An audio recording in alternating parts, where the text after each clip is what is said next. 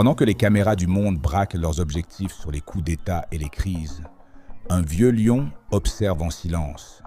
Ce lion, c'est Paul Biya, président du Cameroun depuis plus de 40 ans. Pour beaucoup, il symbolise la lenteur, l'immobilisme, voire la soumission à la France.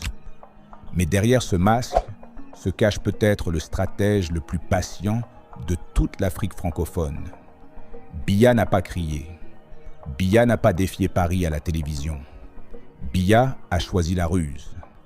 Et c'est dans le silence qu'il a relancé le projet panafricain le plus redouté par l'Occident, le FMA, le Fonds monétaire africain.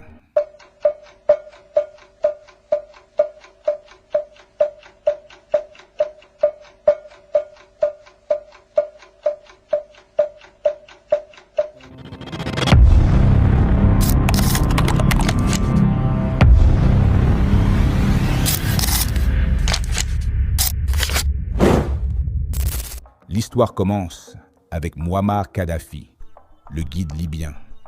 En 2009, il lance 3 institutions panafricaines censées libérer économiquement le continent. La Banque centrale africaine à Abuja, la Banque d'investissement africaine à Tripoli et le Fonds monétaire africain à Yaoundé.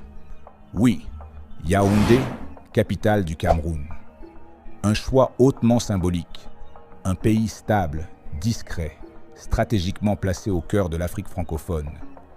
Kadhafi déclarait alors « L'Afrique doit créer son propre système monétaire pour sortir de la dépendance du FMI et du dollar.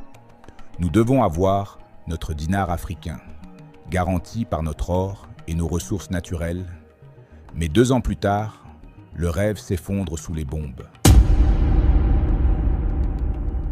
Kadhafi est assassiné. L'OTAN ramène la Libye au chaos. Pour beaucoup, le projet du FMA meurt avec lui. Pour d'autres, il entre dans une longue hibernation, en attendant le moment propice. En apparence, Paul Biya reste fidèle à la France. Il signe des accords, reçoit les présidents français, sourit, puis retourne dans son palais d'Etoudi. Mais derrière cette façade, il démantèle méthodiquement l'édifice colonial. D'abord, la réduction progressive des contrats occidentaux au profit d'accords sino-camerounais. Ensuite, la préservation des ressources nationales, notamment du pétrole, du bois et du sous-sol camerounais, pour éviter le pillage total. Biya refuse la privatisation